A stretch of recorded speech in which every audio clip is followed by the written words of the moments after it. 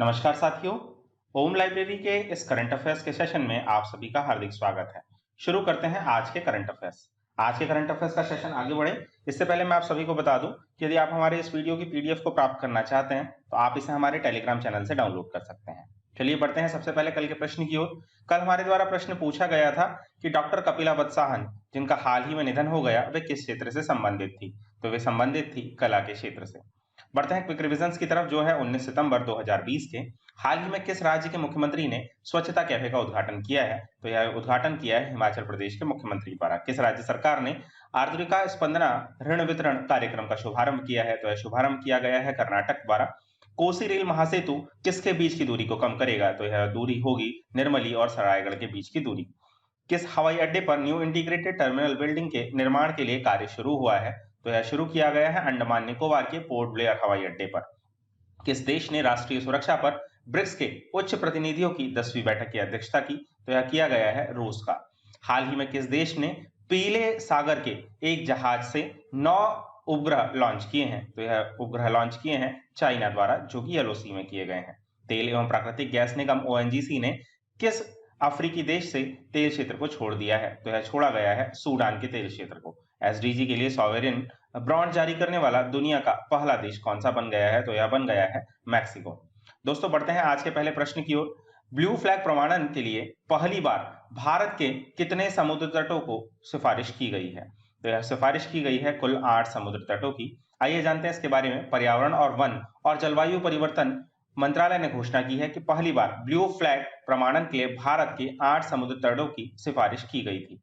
ये 8 समुद्र तट हैं गुजरात के शिवराजपुर, दमन और दीव के घोगला, कर्नाटक का कासरगोड़ा और पदुम्बरी बीच और केरल के कडप्पर, आंध्र प्रदेश के ऋषिकोटा, ओडिशा के गोल्डन बीच और अंडमान और निकोबार के राधानगर बीच की बारे में यहाँ पर बताया गया कि सिफारिश की गई थी। अंतर्राष्ट्रीय तटीय सफाई दिवस जो कि international coastal clean up day होता है, इसको मनाने के लिए आवार्षिक कार्यक्रम की घोषणा भी की गई थी। 1986 में 100 देशों ने में सितंबर के तीसरे शनिवार को प्रतिवर्ष अंतर्राष्ट्रीय तटीय सफाई दिवस मनाया जाता है। इस कार्यक्रम के दौरान भारत ने अपने एक एकीकृत तटीय क्षेत्र प्रबंधन ICZM परियोजना के तहत अपना स्वयं का इको लेबल BEAMS बीच का वातावरण और सौंदर्य शास्त्र प्रबंधन सेवाएं लॉन्च किया।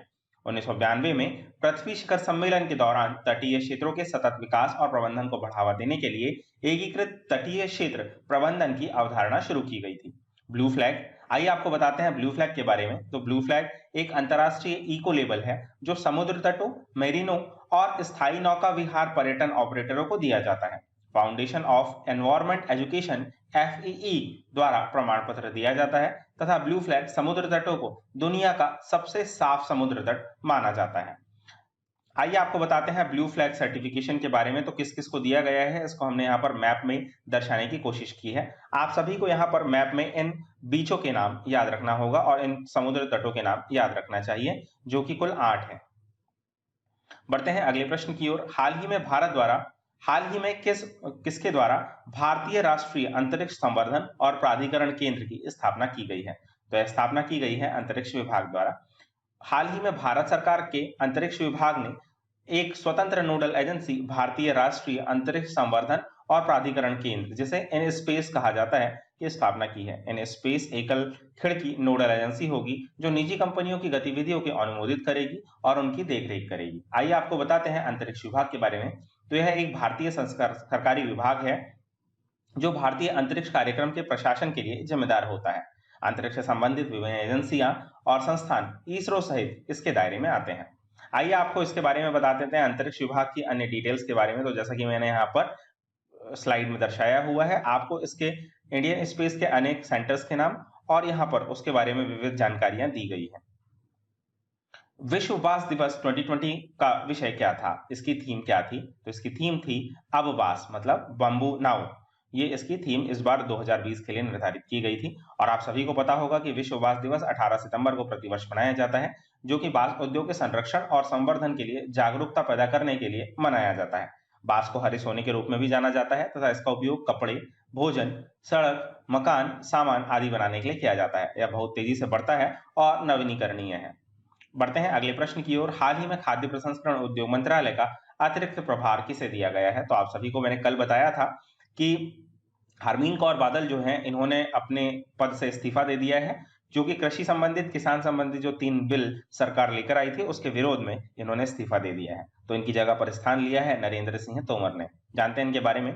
केंद्रीय कृषि मंत्री नरेंद्र सिंह तोमर को खाद्य प्रसंस्करण उद्योग मंत्रालय का अतिरिक्त प्रभार सौंपा गया है। उन्हें अतिरिक्त प्रभार हाल ही में राष्ट्रपति रामनाथ कोविंद द्वारा संविधान के अनुच्छेद 75 के खंड 2, आपको याद रखना होगा कि इस्तीफा किसके आधार पर दिया जाता है, तो अनुच्छेद 75 के खंड 2 के तहत तत्काल प्रभाव से केंद्रीय मंत्रिपरिषद से हरमीत कौर बादल का इस्तीफा देने के बाद सौंपा गया था। हाल ही में किस राज्य ने सभी प्रमुख अस्पतालों में कोविड-19 संदिग्ध वार्ड शुरू किया है? तो यह शुरू किया गया है तमिलनाडु सरकार द्वारा। बढ़ते हैं अगले प्रश्न की ओर। हाल ही में केंद्र सरकार ने रक्षा क्षेत्र में एफडीआई की सीमा को बढ़ाकर कितना कर दिया है? तो यह कर दिया गया है 74%।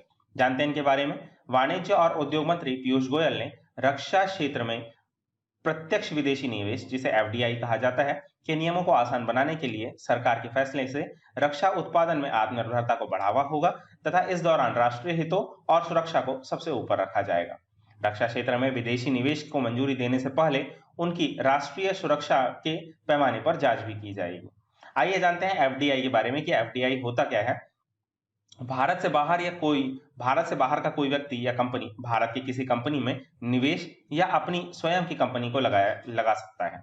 विदेशी निवेशक भारतीय कंपनी को शेयर या बॉन्ड को खरीद सकता है तथा निवेश करने पर जो लाभ होगा वह लाभ और मूलधन को अपने देश में वापस ले जा सकता है। मतलब यहां से ले जा सकता है लाभ और मूलधन को यहां से लेकर के जा सकता है। इसे रिपोर्टिएबल बेसिस भी कहा जाता है। एफडीआई को 2 भागों में बांटा जा सकता है, जिसे ग्रीनफील्ड निवेश और पोर्टफोलियो निवेश कहा जाता है। आप सभी को यहाँ पर फैक्टर अफेक्टिंग एफडीआई के बारे में मैंने बताया, जिसमें political stability, wage rates, tax rates, transportation and infrastructure, size and local market, commodities और access to free trade areas, ये सभी एफडीआई को प्रभावित कर सकते हैं। बढ़ते हैं अगले प्रश्न की ओर। भू-स्थानिक सहयोग के लिए बुनियादी विनियमन और सहयोग समझौते भारत और किसके बीच किया गया है? तो यह किया गया है भारत और अमेरिका के बीच। जानते हैं इसके बारे में। अमेरिका द्वारा भारत अमेरिका की आगामी 2+2 मंत्री स्तरीय वार्ता के दौरान दोनों देशों के बीच भू-स्थानिक सहयोग के लिए बुनियादी विनियमन और सहयोग समझौते पर हस्ताक्षर की इच्छा जाहिर की गई है। इसके महत्व के बारे में बता दें, यह भारत को स्वचालित हार्डवेयर सिस्टम और हथियार जैसे क्रूज और बैलिस्टिक मिसाइलों से सटीक हमले के लिए अमेरिकी भू-स्थानिक मानचित्रों का उपयोग करने के लिए अनुमति प्रदान करेगा। भारत के लिए यह महत्वपूर्ण है क्योंकि वह संयुक्त राज्य अमेरिका से प्रीडेटर बी जैसे सशस्त्र मानव रहित हवाई वाहनों का अधिग्रहण करेगा। अगला प्रश्न देखते हैं। हाल ही में किस शहर में कुत्तों के लिए विशेष ब्लड बैंक स्थापित किया गया है? तो यह स्थापित किया गया है हरियाणा के शहर लुधियाना, पंजाब के शहर लुधियाना में। बढ़ते हैं अगले प्रश्न की ओर। किस देश ने टिकटॉक और वीचैट पर प्रतिबंध लगा दिया है? तो यह प्रतिबंध लगाया गया है अमेरिका ने।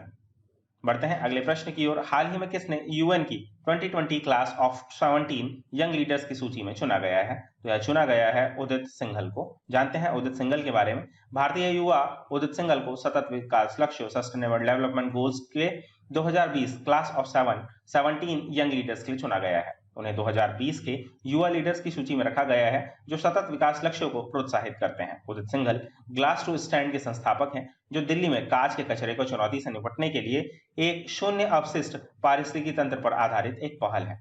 इस पहल के तहत खाली कांच की बोतलों को लैंडफिल में डंप करने से बचाया गया और जिसके बाद रेत में बदल दिया, जिससे उसका पुनः व्यावसायिक रूप से इस्तेमाल किया गया।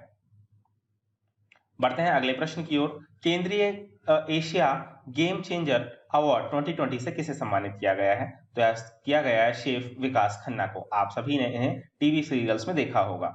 शेफ विकास खन्ना को प्रतिष्ठित एशिया गेम चेंजर अवार्ड 2020 से सम्मानित किया गया है। यह पुरस्कार उन्हें पूरे भारत में लाखों लोगों को एक खाद्य वितरण अभियान फिट इंडिया के माध्यम से कोविड-19 महामारी में भोजन प्रदान करने के लिए दिया गया है। अमेरिका की एक गैर लाभकारी संगठन एशिया सोसाइटी ने 2014 में एशिया गेम चेंजर्स अवार्ड की शुरुआत की थी तथा संगठन से सम्मानित किए जाने वाले जिन 6 लोगों के नामों को बुधवार की घोषणा की गई, उनमें एकमात्र भारतीय खन्ना भी रहे, विकास खन्ना रहे तथा यह पुरस्कार सच्चे नेताओं की पहचान करता है और सम्मानित करता है जो एशिया के भविष्य के लिए सकारात्मक योगदान देते हैं।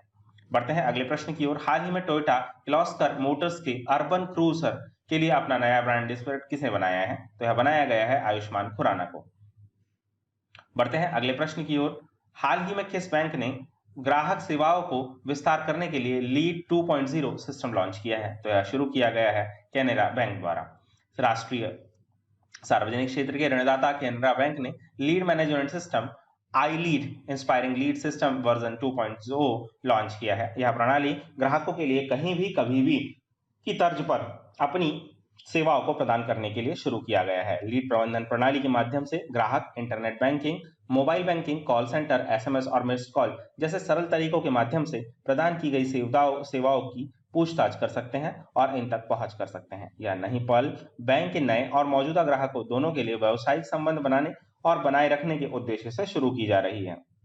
अगला प्रश्न देखते हैं। अ बर्निंग उपन्यास को फ्रिक्शन श्रेणी में नेशनल बुक अवार्ड 2020 के लिए नामित किया गया है। इस पुस्तक के लेखक कौन है? आपको बताना है द बर्निंग। आपको इस पुस्तक का नाम भी याद रखना है और इसे लिखा गया है, यह एक नॉवेल है जिसे मेघा मजूमदार द्वारा लिखा गया है। आइए आपको बता देते हैं नेशनल बुक अवार्ड के बारे में। तो ये पुरस्कार नेशनल बुक फाउंडेशन द्वारा प्रदान किए जाते हैं। ये प्रत्येक 5 श्रेणियों में friction, non friction, poetry, translation और यंग लोगों के साहित्य को सालाना दिए जाते हैं। 1950 में प्रथम नेशनल बुक अवार्ड की स्थापना की गई थी। बढ़ते हैं अगले प्रश्न की ओर। किस देश ने WHO दक्षिण पूर्व एशिया क्षेत्र के 73वें सत्र की मेजबानी की है? तो इसका सही उत्तर होगा, इसकी मेजबानी करेगा थाईलैंड। आप सभी को थाईलैंड के बारे में बता दूं, थाईलैंड की राजधानी बैंकॉक को आप मैप में देख सकते हैं। दोस्तों, इस प्रकार हमारे आज के करंट अफेयर्स का सेशन समाप्त होता है। आप सभी के आज का प्रश्न, हाल ही में किस राज्य के मुख्यमंत्री ने स्वच्छता कैफे का उद्घाटन किया? आप सभी को अपने उत्तर कमेंट बॉक्स में देने हैं। आई होप कि आप सभी को हमारा आज का प्रोग्राम पसंद आया होगा। यदि आप सभी को हमारा आज का प्रोग्राम पसंद आया है तो हमारे इस चैनल को लाइक करें, सब्सक्राइब करें एवं अपने अन्य दोस्तों के साथ शेयर करें। साथ ही यदि आप इस वीडियो की PDF प्राप्त करना चाहते हैं तो आप इसे हमारे टेलीग्राम चैनल से डाउनलोड कर सकते हैं। धन्यवाद।